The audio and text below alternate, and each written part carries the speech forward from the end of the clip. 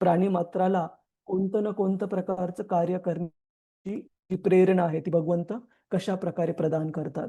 मन्वंतर म्हणजे आपण बघतो ब्रह्माजींच्या एका दिवसामध्ये किती मनू असतात प्रभूजी माताजी? 14. 14 मनू. तर त्या प्रत्येक मनूच्या कार्यकाळामध्ये भगवंत कोणत्या कोणत्या वेगवेगळ्या अवतारांमध्ये अवतरित होतात. त्या वेगवेगळ्या मनूंच्या कालावधीला म्हटलं जातं मन्वंतर. आणि मन्वंतरामध्ये प्रत्येक मन्वंतर अवतार असतो भगवंतांचा. आणि त्या अवतारासोबत बाकीचे देवी देवता कोण त्या मनूच्या काळामध्ये कोण जीव हे देवतांची जी पोझिशन आहे ती कोणते कोणते जीव धारण करतात आणि कशा प्रकारे या सृष्टीचं कार्य चालवलं जातं त्याला म्हटलेले मन्वंतर.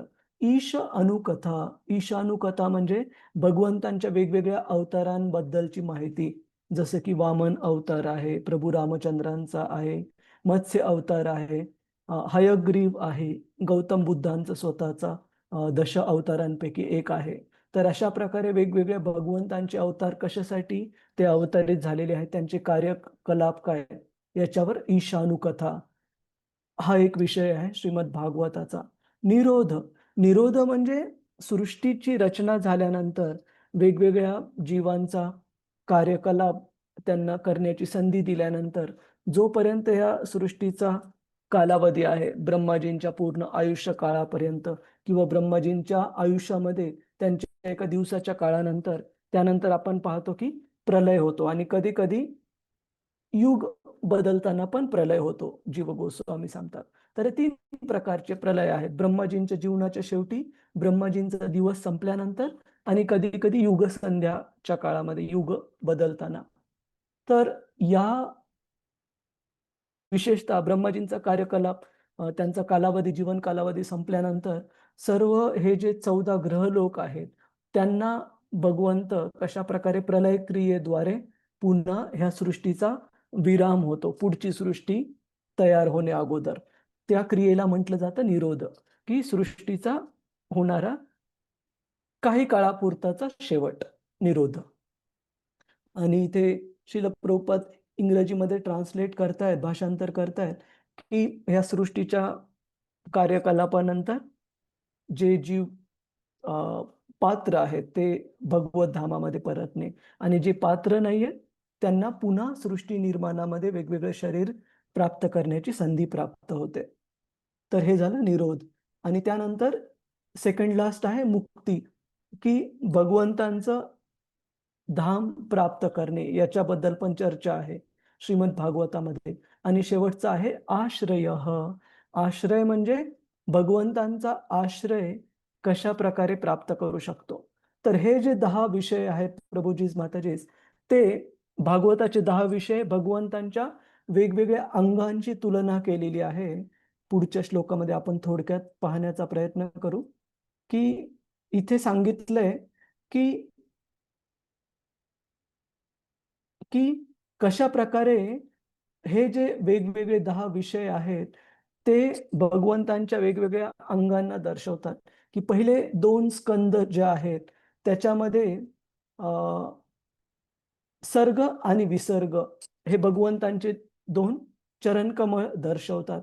त्यानंतर जे स्थानम आणि पोषणम जे आहे ते भगवंतांचे 2 थाईज म्हणजे मांड्या दर्शवतात.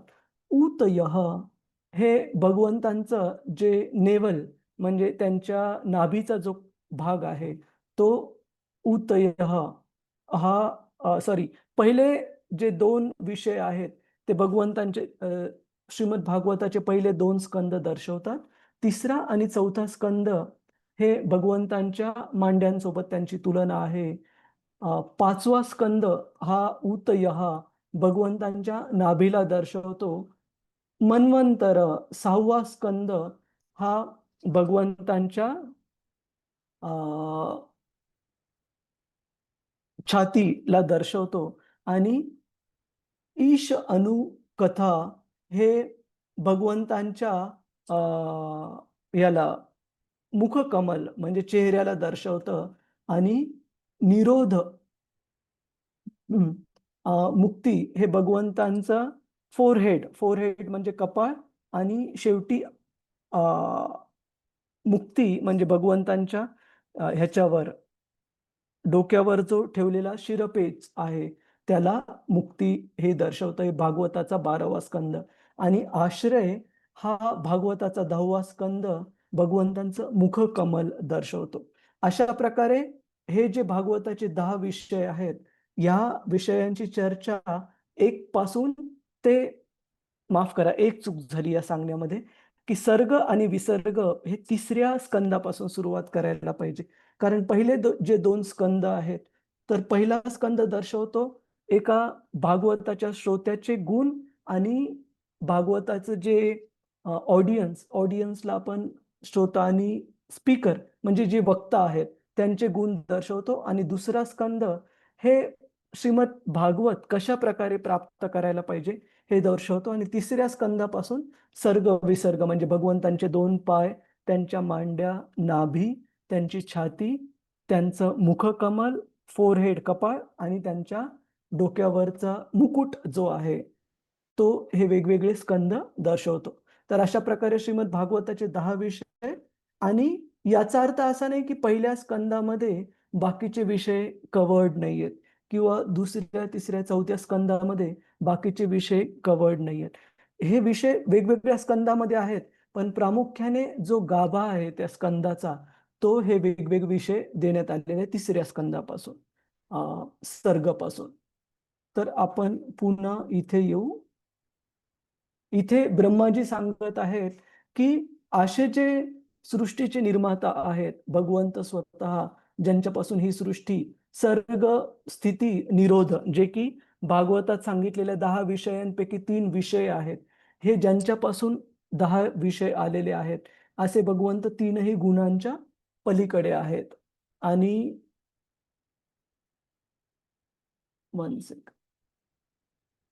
हा, आणि ते त्यांच्या माया शक्तीद्वारे, बहिरंग शक्तीद्वारे या सृष्टीची जी रचना, कार्यकलाप आहेत, ते भगवंत चालवतात. कुणाला वाचायचंय का प्रभूजीच माताजीच? हरे कृष्ण. किंवा कुणाचा काही प्रश्न आहे? आता आपण जो संदर्भासाठी श्लोक पाहिला, श्लोक क्रमांक 2.10.1, मी तुम्हाला एकदा हे पण दाखवतो की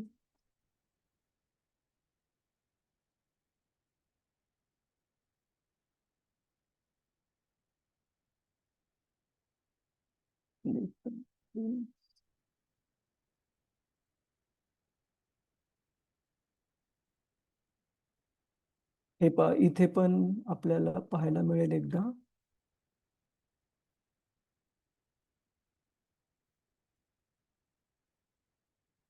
हा, हे जे आहेत आपण 10 विषय आत्ता पाहिले. आणि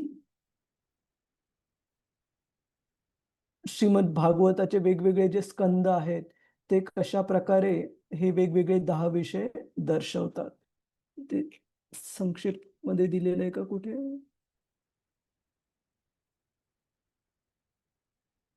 ठीक आहे. याच्या तुमच्या जर लक्षात राहत नसेल तर आपण एकदा नोट्स काढून पण याच्या छोटस नोट्स शेअर करू ग्रुपवर. पण हे 10 विषय भगवंतांच्या वेगवेगळ्या अंगांची आणि श्रीमद भागवताच्या वेगवेगळ्या स्कंदांशी त्यांची रेफरन्स दिलेला आहे, तुलना केलेली आहे.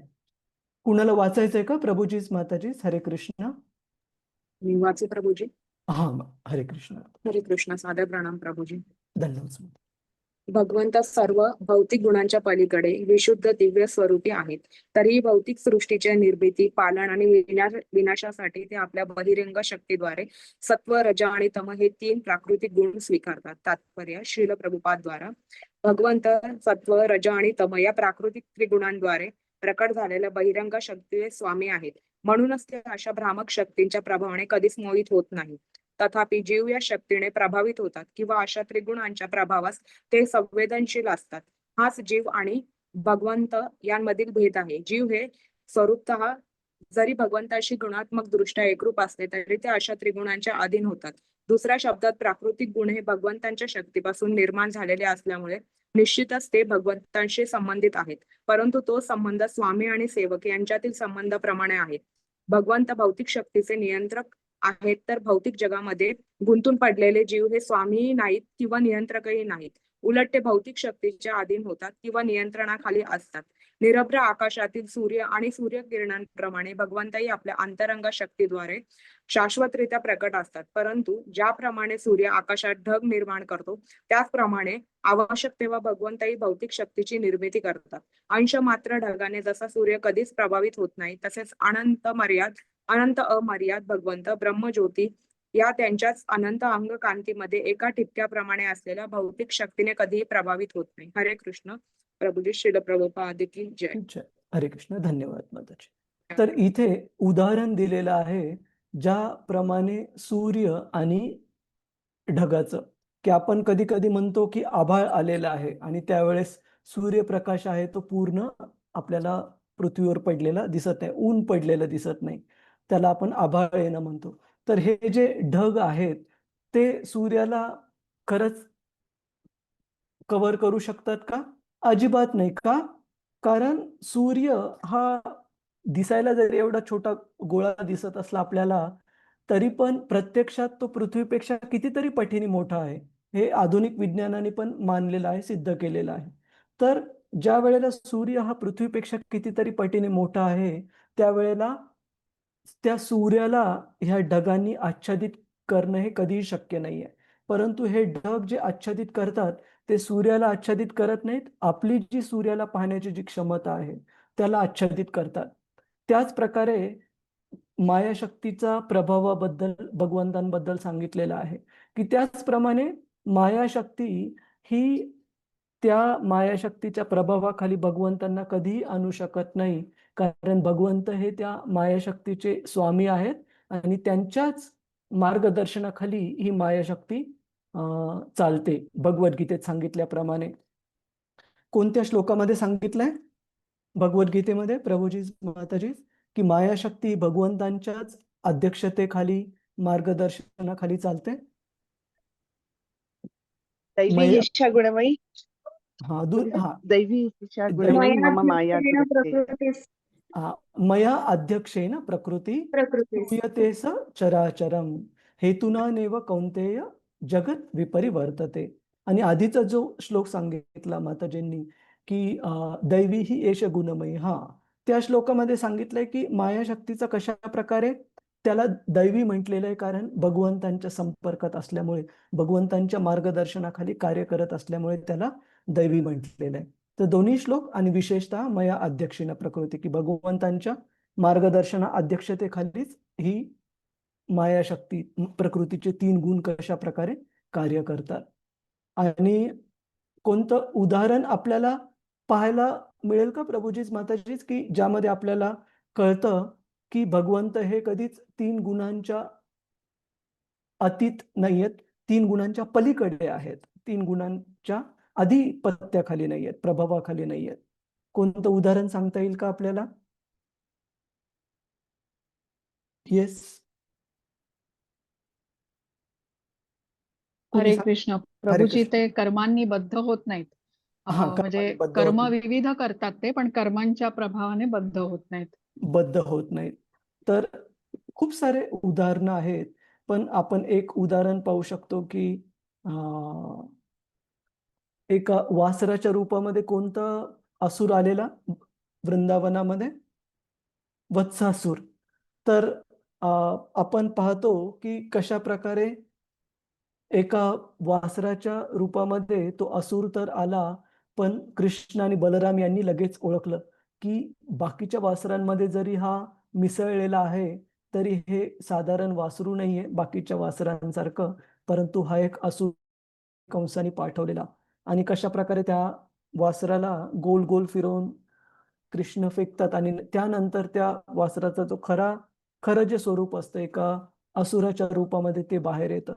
परंतु कृष्णांनी, कृष्ण जे की गोपालक आहेत, एका गोवळ्याच्या ह्याच्यामध्ये जमातीमध्ये, गोवंशाच्या जमातीमध्ये, नंद महाराजांच्या कुळामध्ये कृष्णांना मोठं केलेलं आहे.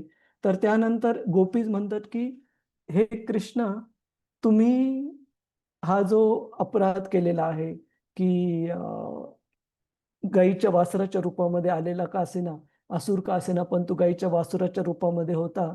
तर कृष्ण म्हणतात की सांगा, तुम्ही सांगाल ती शिक्षा मला मान्य आहे. तर त्या याच्यामध्ये पण कथेमध्ये आपण पाहतो की भागवत सांगतं की कशा प्रकारे भगवंत हे या भौतिक जगातले जे योग्य गोष्टी किंवा अयोग्य गोष्टी या सर्वांच्या परातीत आहेत. त्याचप्रमाणे प्रकृतीच्या 3 गुणांच्या पण परातीत आहेत. असं सांगितलं जातं की उदाहरणार्थ एका सामान्य व्यक्तीला जर आपल्याला ट्रॅफिकमधून जायचंय, रहदारीतून जायचंय, तर आपल्याला सिग्नल लागला की थांबणं आवश्यक आहे. रेड सिग्नल, लाल सिग्नल लागला की गाडी थांबवणं आवश्यक आहे. पुन्हा हिरवा सिग्नल लागल्यानंतर आपण निघू शकतो. परंतु ज्यावेळेस या राज्याचे मुख्य व्यक्ती, मुख्यमंत्री किंवा देशाचे पंतप्रधान ज्यावेळेस त्यांचा ताफा रस्त्यावरून जातो, त्यांना थांबावं लागतं का प्रभूजीच माताजीच रेड सिग्नलला? नाही थांबावं लागत. तर श्रील प्रभुपादजी उदाहरण देतात की ज्याप्रमाणे या भौतिक जगातले महान मोठे व्यक्ती पण, भौतिकदृष्ट्या मोठे असलेले व्यक्ती पण, त्यांना या भौतिक जगातले जे सामान्य नियम आहेत ते लागू होत नाहीत. मग भगवंतांच्या बाबतीत आपल्याला असं वाटतं का की या भौतिक जगातले सामान्य नियम भगवंतांना लागू आहेत? त्यांचे निश्चित ते परातीत आहेत किंवा पलीकडचे आहेत. क्लिअर आहे प्रभूजीच माताजीच हे उदाहरणं, की सूर्य आणि ढग यांचं एक उदाहरण पाहिलं आपण आणि हे उदाहरण श्रील प्रभुपादांनी सांगितलेले आहेत. आणि दुसरे उदाहरण आहे की ज्यावेळेस देशाचा एक नेता, मोठा नेता ज्यावेळेस तो रस्त्यावरून त्यांचा ताफा जात असतो, त्यावेळेस त्यांना कशा प्रकारे असे नियम वाहतुकीचे जे की सामान्य व्यक्तींना लागू पडतात, ते त्यांना लागू पडत नाहीत. त्याचप्रमाणे भगवंतही या भौतिक प्रकृतीच्या 3 गुणांच्या पलीकडे आहे, परातीत आहे. कुणाचा काही प्रश्न आहे का प्रभूजीच माताजीच? हरे कृष्ण. क्लिअर आहे सर्वांना हे उदाहरणं? हो प्रभुजी. समजलं प्रभूजी. ठीक. श्लोक क्रमांक 19. कार्यकारण कर्तृत्वे कार्यकारण कर्तृत्वे द्रव्य ज्ञान क्रियाश्रया क्रियाश्रिया बध्नन्ति नित्यदा मुक्तम् यथा मुक्तम् माइनं पुरुषं गुणा. पुरुषं गुणा. हरे कृष्ण. अलका माताजी. हरे कृष्ण प्रभूजी, दंडवत प्रणाम. धन्यवाद. पुढे पदार्थ, ज्ञान आणि क्रियामध्ये प्रकट झालेले हे त्रिगुण शाश्वतरित्या दिव्य असलेल्या जीवास कारण परिणामांच्या अवस्थांमध्ये बद्ध करतात व अशा कार्यांसाठी त्यालाच उत्तरदायी सुद्धा बनवतात.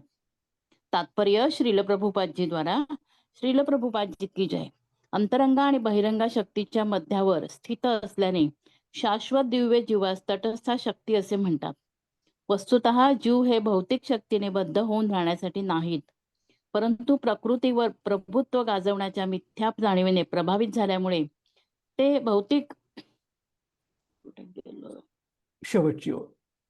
हो नाही हा ते भौतिक शक्तीच्या प्रवाहाखाली येऊन त्रिगुणांद्वारे बद्ध होतात. भगवंताची ही बाह्य शक्ती जीवाचे भगवंताबरोबर असणाऱ्या शाश्वत अस्तित्वाचे ज्ञान आवृत्त करते. हे आवरण इतक्या काळापासून सातत्याने असल्याने असे वाटते की बद्ध जीव हा शाश्वतरित्या अज्ञानीच असतो. असा हा मायेचा अर्थात बहिरंग शक्तीचा अद्भुत प्रभाव आहे आणि जणू काही ही भौतिकतेने निर्मिल्यासारखी वाटते. मायेच्या आवरणात्मिका शक्तीमुळे वैज्ञानिक भौतिक कारणांच्या पलीकडे पाहू शकत नाही, परंतु भौतिक सृष्टीच्या मागे अधिभूत अध्यात्म आणि अधिदैव क्रिया आहेत. तमोगुणातील बद्ध जीव त्या क्रिया पाहू शकत नाही. अधिभूत अभिव्यक्तीमुळे जीव जन्म, मृत्यू, जरा व व्याधी या आवर्तन चक्रात जखडला जातो. अध्यात्म अभिव्यक्ती जीवात्म्याला बद्ध करते आणि अधिदैव अभिव्यक्ती नियंत्रण व्यवस्थेचे कार्य करते. ही कारण परिणामांची भौतिक अभिव्यक्ती आणि बद्ध जीवाची उत्तरदायित्वाची जाणीव होय. या सर्व बद्धावस्थेच्या अभिव्यक्ती आहेत आणि अशा बद्धावस्थेतून मुक्त होणे हीच जीवनाची परम सार्थकता आहे. श्रील प्रभुपादजी की जय. हरे कृष्ण प्रभुजी. दंडवत हरे प्रणाम. कृष्ण. धन्यवाद माताजी. तर इथे भगवंतांच्या ज्या अंतरंग आणि बहिरंग शक्ती आणि ज्या तटस्थ शक्ती आहे यांच्याबद्दल सांगितलेलं आहे की बहिरंग शक्ती म्हणजे माया शक्ती आणि ज्या माया शक्तीद्वारे या भौतिक जग जे की पृथ्वी, वायू, जल, अग्नी, आकाश यांच्यापासून बनलेलं आहे, त्या भौतिक जगाला चालवण्याचं कार्य हे बहिरंग शक्ती, माया शक्ती करते. अंतरंग शक्ती म्हणजे जे आध्यात्मिक जगत आहे, भगवंतांचं वैकुंठ जगत, गोलोक वृंदावन आणि त्या आध्यात्मिक जगतातल्या सर्व जे नित्यमुक्त भगवंतांचे शुद्ध भक्त जीव आहेत, त्यांच्या भगवंतांच्या सेवेमध्ये मदत करणे, भगवंतांच्या लीलांमध्ये मदत करणे, हे कार्य अंतरंग शक्ती करते. आणि ह्या दोन्हीच्या मध्ये जी आहे त्याला तटस्थ शक्ती म्हटलं जातं, ज्यामध्ये की जीव येतात, जे त्यांना तटस्थ का म्हटलं जातं? कारण त्यांना स्वतंत्रता दिलेली आहे, छोटीशी स्वतंत्रता, की त्यांना आध्यात्मिक भगवंतांच्या अंतरंग शक्तीच्या अधिपत्याखाली राहायचंय, प्रभावाखाली राहायचंय, का त्यांना भौतिक जी बहिरंग शक्ती आहे, त्या बहिरंग शक्तीच्या प्रभावाखाली राहायचंय. त्यामुळे कारण जीवांना ही स्वतंत्रता आहे, अंतरंग शक्तीच्या प्रभावाखाली किंवा बहिरंग शक्तीच्या प्रभावाखाली राहण्याची, म्हणून त्यांना तटस्थ म्हटलं जातं. तर या भौतिक जगामध्ये येण्याचं कारण शास्त्र सांगतात की आपल्याला जीवांना भगवंतांपासून विमुख होऊन या मायाशक्तीवर दाखवण्याचं प्रभुत्व किंवा भगवंत जसे या माया शक्तीचे स्वामी आहेत, त्या स्वामित्वाची चुकीच्या पद्धतीने, खोट्या पद्धतीने ते स्वामित्व अनुभवण्याची जी इच्छा असते जीवाची, त्या इच्छेमुळे आपण सर्व या ठिकाणी आलेलो आहोत. आणि आपण ही इच्छा त्या आपल्या सर्वांच्या हृदयामध्ये स्वतःच्या पाहू शकतो, की उदाहरणार्थ आपल्यापैकी आपण पाहतो की बद्ध अवस्थेमध्ये आपल्याला पण वाटतं की आपल्या नियंत्रणाखाली बाकीचे जीव असावेत. आणि श्रील प्रभुपादजी लिहितात की ज्यावेळेस एखाद्या व्यक्तीच्या नियंत्रणाखाली म्हणा किंवा व्यवस्थित प्रकारे आदान प्रदान करण्यासाठी बाकीच्या जीवांसोबत ज्यावेळेस तो व्यवस्थित आदान प्रदान करू शकत नाही, त्यावेळेस असे व्यक्ती काय करतात की कुत्रे, मांजरे इत्यादी वेगवेगळे पेट्स कधी ठेवतात का? कारण प्रत्यक्ष व्यक्तिशःरित्या तर ते व्यवस्थित प्रकारे आदान प्रदान पूर्ण होऊ शकत नाहीये त्यांचं, त्यांना फुलफिलमेंट किंवा जीवनात समाधान प्राप्त होणार, किमान अशा प्राणीमात्रांसोबत तरी ते आपल्या भावनांचं आदान प्रदान करू शकावेत, म्हणून ते अशा प्रकारच्या पेट्स किंवा जे पाळीव प्राणी आहेत त्यांच्या बरोबर ते आदान प्रदान ठेवतात. तर सांगण्याचा हेतू हा की बाकीच्या जीवांवर नियंत्रण गाजवण्याची किंवा प्रभुत्व गाजवण्याची ही जी शक्ती आहे, कदाचित आपण मान्य करू, आपल्याला माहिती असेल किंवा न जाणतेरित्या आपण याचा प्रयोग करत असू, की जसं की आपण पाहतो ऑफिसेसमध्ये एक सुपरवायझर म्हणजे जो लीड आहे, तो त्याच्या अंतर्गत काम करणारे जो ग्रुप, जी टीम आहे, त्यांच्यावर प्रभुत्व दाखवण्यासाठी प्रयत्न करतो किंवा वेगवेगळे जे राजनीतीमधले जे वेगवेगळे पॉलिटिशियन्स, राजनीतिज्ञ आहेत, ते लोकांवर प्रभुत्व गाजवण्याचा प्रयत्न करतात किंवा एक जो सामर्थ्यशाली देश आहे, बाकीच्या दुसऱ्या लहान देशांवर प्रभुत्व गाजवण्याचा प्रयत्न करतो. तर शास्त्र सांगतं की ही जी बाकीच्या जीवांवर प्रभुत्व गाजवण्याची जी मानसिकता आहे, ती आपल्या ह्या बद्ध भौतिक जीवनामध्ये बद्ध अवस्थेचं मूळ कारण ते आहे. बाकीच्या जीवांवर प्रभुत्व गाजवण्याची इच्छा. आणि ही इच्छा कुठून आलेली आहे? की भगवंतांचं जे स्वामी म्हणजे भगवंत जे सर्वश्रेष्ठ सर्व जीवांचे स्वामी आहेत, ती भगवंतांची स्थिती स्वतः प्राप्त करण्याची इच्छा ही आपल्याला बाकीच्यांवर प्रभुत्व गाजवण्याच्या इच्छेमध्ये दिसून येते.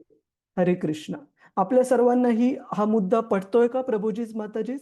की आपल्यापैकी प्रत्येक जण हा बाकीच्या आपल्या आजूबाजूला जे जीव आहेत, जे लोक आहेत, त्यांच्यावर प्रभुत्व गाजवण्याचा जाणतेरित्या किंवा न जाणतेरित्या प्रयत्न करतोय. आपल्याला हे सर्व पटत आहे का? हो हो प्रभूजी. हो हो ना? हम्म. की आपण कधी कधी पाहतो की ही प्रभुत्व गाजवण्याची इच्छा ही चुकीच्या प्रकारे बाहेर पडते. कधी कधी आई वडील जसं की मुलांना डिसिप्लिन करणं, त्यांना वळण लावणं हे निश्चित काम आहे आई वडिलांचं. पण तेच मुलं मोठं झाल्यानंतर हळूहळू त्यांना आवश्यक ती स्वतंत्रता हळूहळू देणं, त्यांच्याशी मित्रत्वाने वागणे. तर ही जी दुसऱ्यांवर प्रभुत्व गाजवण्याची ही आहे मानसिकता, ती चुकीच्या रीतीने लागल्यानंतर आपण पाहतो की संबंध बिघडतात किंवा मित्रांमध्ये किंवा आप्तेष्टांमध्ये, नातेवाईकांमध्ये पण अशा प्रकारे संबंध बिघडतात. तर शास्त्र सांगतं की आपण भगवंतांचे दास आहोत आणि भगवंतांचे बाकीचे प्राणी मात्र हे लेकरं असल्यामुळे निश्चित आपण त्यांच्या पण सेवेसाठी बाध्य आहोत. त्याच्यामुळे आपण हे स्वामी नाही आहेत, आपण हे सेवक आहोत भगवंतांचे. आणि त्याच प्रकारे जर जीवन आपण चालवलं, याचा अर्थ की आपल्या कुटुंबातील सदस्यांबद्दल, जसं की मुलं असो किंवा पतीसाठी पत्नी किंवा आईसाठी मुलं, वडिलांसाठी मुलं, तर हे आपल्या सेवेसाठी बनलेले नाही आहेत, आपलं दास्यत्व करण्यासाठी बनलेले नाही आहेत. भगवंतांचे अंश आहेत आणि भगवंतांच्या कृपेने आपल्या काळजीमध्ये दिले असल्यामुळे यांना वळण लावणं किंवा यांना डिसिप्लिन करणं हे पण एक प्रकारची सेवा आहे. आणि ते सेवाभावामध्ये करायला पाहिजे, न हे जाणता की अंततः ह्या व्यक्तीला पुढे कसं बनवायचं आहे हे साक्षात भगवंतांच्या हातामध्ये आहे. आपण आपलं कर्तव्य म्हणून ती सेवा पार पडणं आवश्यक आहे, न आसक्त होता. की मी सांगितलं म्हणजे ह्या व्यक्तीने ऐकायलाच पाहिजे, हे आपण 100% न आसक्त होता त्याप्रती. कारण आसक्त झालो तर पुन्हा पुन्हा या भौतिक जगाच्या बंधनामध्ये यावं लागेल. आणि इथे तात्पर्यामध्ये श्रील प्रभुपादजी सांगतात की भगवंतांच्या या बहिरंग शक्तीच्या प्रभावामुळे व्यक्ती हा हे जग योग्य प्रकारे बघू शकत नाही. हा खूप महत्वाचा मुद्दा आहे प्रभुजीच माताजी. मी एक सोपं उदाहरण देतो आपल्याला की ज्या वेळेस आपण आपली साधना व्यवस्थित सुरू आहे, त्यावेळेस आपण पाहतो की भगवत भक्तांच्या संगतीमध्ये आपण राहतो आणि जीवनामध्ये काय महत्वाचं आहे त्यासाठी आपण आपली जी एनर्जी, आपली जी शक्ती आहे त्यासाठी आपण ती केंद्रित करतो, फोकस करतो. परंतु ज्यावेळेस आपली साधना व्यवस्थित चालू नाहीये, आपला जप व्यवस्थित चालू नाहीये, भगवत भक्तांचा आपण व्यवस्थित संग करत नाहीयेत, भगवद्गीता, श्रीमद भागवतम इत्यादी ग्रंथांचं व्यवस्थित नियमितरित्या अध्ययन करीत नाही आहोत, त्यावेळेस आपल्याला अशा छोट्या-छोट्या गोष्टी ज्या की खूप महत्त्वाच्या नाहीयेत, खूप जास्त परिणामकारक नाहीयेत आध्यात्मिक प्रगतीसाठी, त्या छोट्या-छोट्या गोष्टी पण महत्त्वाच्या वाटू लागतात. आणि त्याच्या उलट ज्या गोष्टी खऱ्याच महत्त्वाच्या आहेत, ज्या आपल्या आध्यात्मिक प्रगतीसाठी, भगवत धामात जाण्याची तयारी करण्यासाठी महत्त्वाच्या आहेत, अशा गोष्टी आपल्याला क्षुल्लक वाटू लागतात, ज्यावेळेस आपण मायाशक्तीच्या प्रभावाखाली असतो. उदाहरणार्थ, कोणी सांगू शकेल का, की एखादी टेम्पररी किंवा गौण गोष्ट कोणती आहे आपल्या जीवनातली? की उदाहरणार्थ कुणी काही बोलणं, आपल्याला रागात बोलणं, अपमान करणं किंवा कुठे कोणता इकडे-तिकडे छोटासा लॉस, नुकसान होणं किंवा कधी छोटं काही शरीराचा कोणता भाग थोडासा त्रास देणं. उदाहरणार्थ दात दुखत आहे, कान निश्चित त्याच्यावर उपाय करायला पाहिजे. परंतु मायाशक्तीचा प्रभाव असा असतो, की तो प्रॉब्लेम, ती जी व्याधी किंवा तो जो त्रास आहे, तो आपल्याला जगातला सगळ्यात मोठा प्रॉब्लेम वाटायला लागतो. आणि पूर्ण लक्ष आपलं केंद्रित एकाच गोष्टीवर होतं, की ती व्यक्ती मला अशा प्रकारे का बोलली किंवा बोलला. आपण हे नाही विचार करत, की ठीक आहे, माझ्या पण हातून कधी काही चूक झाली असेल, ज्याचं फळ म्हणून मला हे भेटत आहे. अशा प्रकारे गौण गोष्टींना खूप जास्त महत्त्व समजायला लागतो. आणि ज्या खरंच महत्त्वाच्या गोष्टी आहेत, की आज मी व्यवस्थित लक्ष देऊन जप केला का? आज मी श्रील प्रभुपादांच्या पुस्तकांचा व्यवस्थित अभ्यास केला का? आज मी श्रीमद भागवतम व्यवस्थित ऐकलं का? या महत्त्वाच्या गोष्टींना आपण क्षुल्लक समजायला लागतो आणि ज्या क्षुल्लक गोष्टी आहेत त्यांना जास्त महत्त्वाच्या समजायला लागतो. तर हे शास्त्र कशामुळं सांगतं, होतं? हरे हे कृष्ण. कशामुळं होतं? हरे हे कृष्ण. मायेच्या प्रभावामुळे होतं प्रभूजी. मायेचं आवरणात्मिका शक्ती म्हणजे हो. भगवंतांची जी मायाशक्ती आहे. आणि ते त्याच वेळेस होतं, श्रील प्रभुपादजी सांगतात, की ज्या वेळेस आपण भगवंतांच्या भक्ती मार्गाचं व्यवस्थित पालन करत नाही, श्रील प्रभुपाद उदाहरण देतात की जसं की एक डॉक्टर आहे. तो डॉक्टर जर पॅन्डेमिकच्या काळामध्ये, पॅन्डेमिक म्हणजे साथीच्या रोगाच्या काळामध्ये, त्या डॉक्टरला बाहेर पेशंटला ट्रीट करणे अगोदर काय आवश्यक आहे? प्रभुजीज, माताजीज, काय करणं आवश्यक आहे? त्या डॉक्टरला स्वतः लस घेणं स्वतःचा आवश्यक. स्वतः लस घेणं आवश्यक आहे आणि प्रोटेक्टिव्ह जो गिअर असतो त्यांचा, तो घालणं आवश्यक आहे. का? कारण पेशंटला वाचवण्यासाठी स्वतः त्यांनी वाचणं आवश्यक आहे. त्याच प्रकारे प्रभुपादजी सांगतात की साधना क्रिया हे आपलं आवरण आहे. किंवा जसं की आपण नेहमी ऐकतो की हायवेवर जर गाडी चालवायची आहे, टू व्हीलर तर चालवूच नये. हायवेवर खूप रिस्की आहे. पण कधी जावं लागलं तर आपण आधी काय करतो, रस्त्यावर गाडी चालवण्याच्या अगोदर हेल्मेट घालतो. का? की स्वतःचं संरक्षण महत्वाचं आहे. तर श्रील प्रभुपादजी सांगतात की आपली जी साधना क्रिया आहे, हरे कृष्ण महामंत्राचा जप, भगवंतांच्या भक्तांसोबतचा संग किंवा श्रीमद भागवत ऐकणे, भगवद्गीतेचा अभ्यास करणे, हे आपल्यासाठी काय आहे? एका प्रोटेक्टिव्ह गिअर, म्हणजे आपल्या संरक्षणासाठी हे साधन आहे. ज्यावेळेस हे संरक्षण कमी पडतं, त्यावेळेस आपल्याला गौण क्षुल्लक गोष्टी या महत्वाच्या वाटायला लागतात आणि ज्या खरंच महत्वाच्या गोष्टी आहेत, त्या क्षुल्लक वाटायला लागतात. आपल्या सर्वांना पटत आहे का हे प्रभुजीच, माताजीच? हरे कृष्ण. होय प्रभूजी. हो ना? प्रभू. हो प्रभूजी. आणि मी हे स्वतःच्या पण जीवनात पाहतो की कधी कधी असं जर आपल्याला वाटायला लागलं, प्रभूजी, माताजी, खूप जास्त काळजी किंवा याचं काय होईल, त्याचं काय होईल, आपण एक गोष्ट ओळखायला पाहिजे की आपल्याला आवडू किंवा न आवडू, भगवंतांच्या भक्ती मार्गाची जी तीव्रता आहे, थोडी कुठेतरी कमी पडत आहे. आणि आपलं जे भगवंतांबद्दलचं भक्ती मार्गाची प्रमुख क्रिया आहे, जप, तो जर आपण लक्ष देऊन केला, तर ह्या मायाशक्तीचं जे आवरण आहे, भगवद्गीतेमध्ये भगवंत सांगतात की ते आवरण आपल्या डोळ्यासमोर टिकू शकणार नाही. जो व्यक्ती भक्ती मार्गामध्ये भगवंतांशी व्यवस्थित प्रकारे जोडलेला आहे. जसं की आता थोड्या वेळापूर्वी माताजींनी तो श्लोक सांगितला की दैवीही एष गुणमयी मम माया दुरत्यया. 7:14 मध्ये भगवंत सांगतात भगवद्गीतेत की खूप अवघड आहे ह्या मायाशक्तीला पार करणं. पण माम एव ए प्रपद्यन्ते मायाम एताम तरंती ते, की जो की भगवंतांना भक्ती मार्गाच्या क्रियेमध्ये शरणागत होतो, भक्ती मार्गाच्या क्रियांचं पालन करतो, केवळ त्याच व्यक्तीला हे भौतिक जगत आहे तसं दिसेल. नाहीतर ज्या व्यक्तीने हिरवा चष्मा घातलाय, त्याला प्रत्येक गोष्ट हिरवीच दिसेल, जरी ती गोष्ट हिरवी नसेल. त्या प्रकारे ज्या व्यक्तीने पिवळा चष्मा घातलाय, त्याला त्याच रंगाची प्रत्येक गोष्ट दिसेल.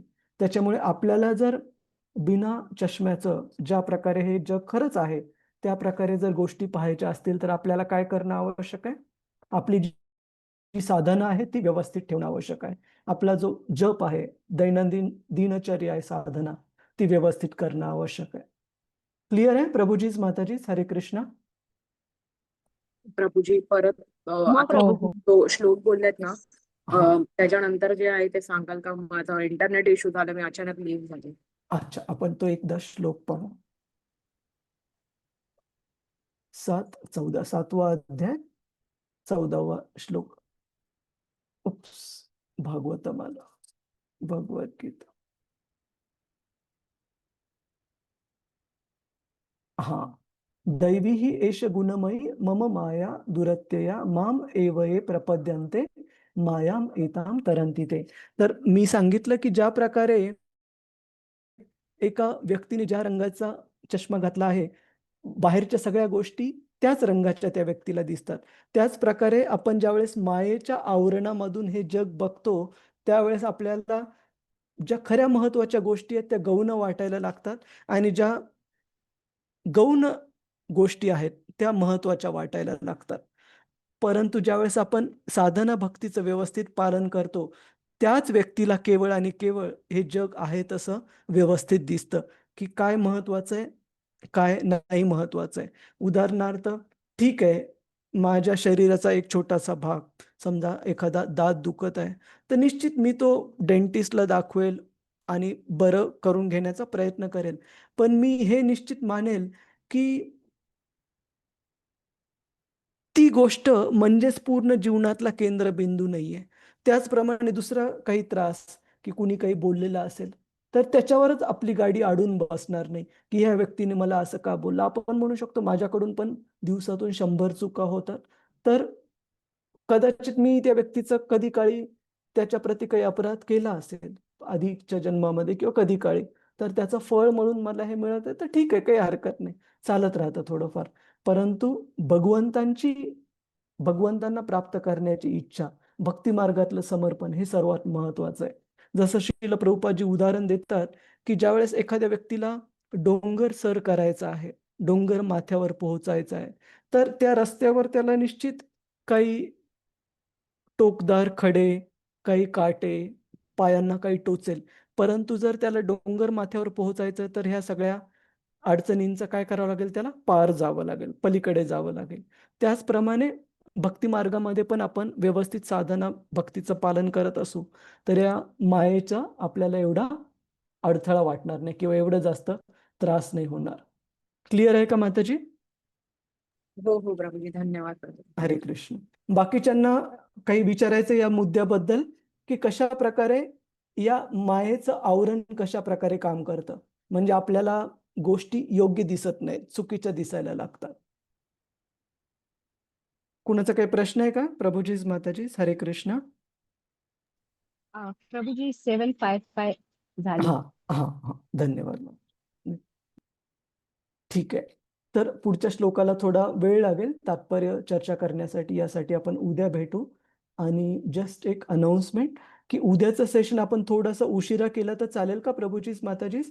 10 ऐवजी 11ला हो चालेल. चालेल ना? हो हरे हो कृष्ण. चालेल प्रभूजी. कारण उद्या पहाटे भक्तांच्या एका समूहासोबत मी जाणार आहे आणि तसं तर परत येण्याचा प्लॅन 9, 9:30 वाजता आहे, पण थोडा जर उशीर इकडे तिकडे झाला तर खूप धावपळ होऊ नये म्हणून थोडंसं बफर ठेवू आपण. हरे कृष्ण. वांछा कल्पतरुभ्यश्च कृपा सिंधुभ्य एव च पतितानां पावनेभ्यो वैष्णवेभ्यो नमो नमः. अनंत कोटि वैष्णव वृंद की जय. वैष्णव ठाकुर की जय. श्रील प्रभुपाद की जय. जय. हरे कृष्ण. हरे कृष्ण. हरे धन्यवाद कृष्ण प्रभूजी. हरे कृष्ण. हरे सादर कृष्ण. प्रणाम प्रभूजी. धन्यवाद माताजी. प्रभूजी. हरे कृष्ण. धन्यवाद.